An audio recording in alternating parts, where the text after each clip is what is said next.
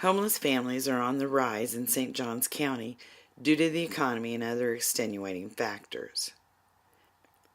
In 2013, the Emergency Services and Homeless Coalition of St. Johns County conducted their annual homeless survey by going out into the community and physically counting the individuals.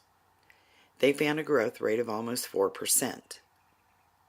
Out of the 74,000 people in St. Johns County, there were about 1,500 people who qualified as homeless individuals. This equates to almost 2% of the population. I'm going to focus on the economic and unforeseen factors that cause individuals and families to lose their homes. There are hidden communities of homeless people who fly under the radar. They're off the grid, so to speak. I know that the information in my article will help others to understand more about their plight. One of the conflicts in my story is making sense of the actual number of homeless people and families. The methods are not an exact science and leave room for doubt. These numbers are used to help disperse government dollars, so their fluctuation is one of concern. Future research that I'm going to do is going to examine the parameters that the individuals and families have to meet in order to be classified homeless. Families and young people are the leading increase in the homeless community. The National Center on Homeless helps to break down the different needs of this growing demographic, and the changes that society is making are gearing up to keep homeless families intact. There couldn't be a better time than now to tell the homeless story, because Florida leads the nation in crimes against the homeless. As you can see from the Huffington Post quote earlier, there is research that proves Florida is not a state to be homeless in. Individuals should care about my article because of the 2% rate of homelessness in the county.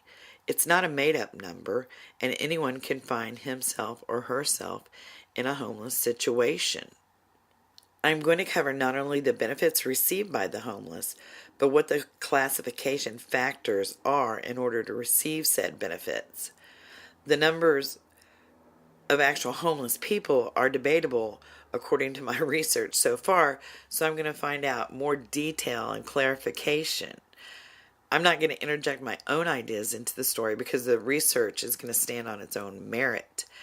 I keep my opinions to myself.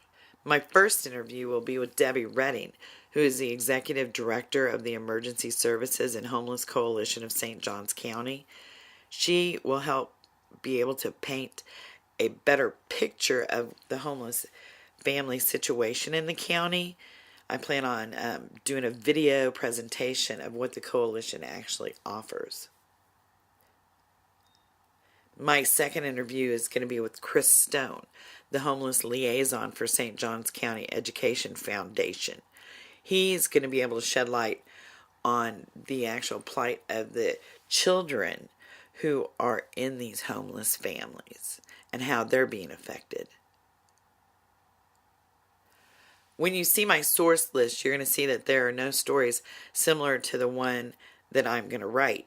Now, while I don't have any proof that nothing like this has ever been written, I can't find anything similar at this time.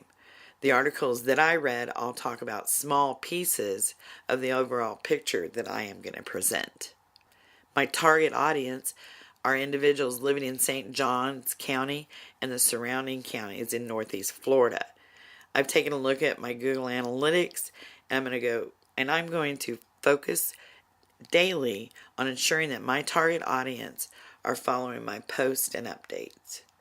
So in conclusion, by taking a more intense view of the situation of homeless families on all fronts, people should have a better perspective of what's going on.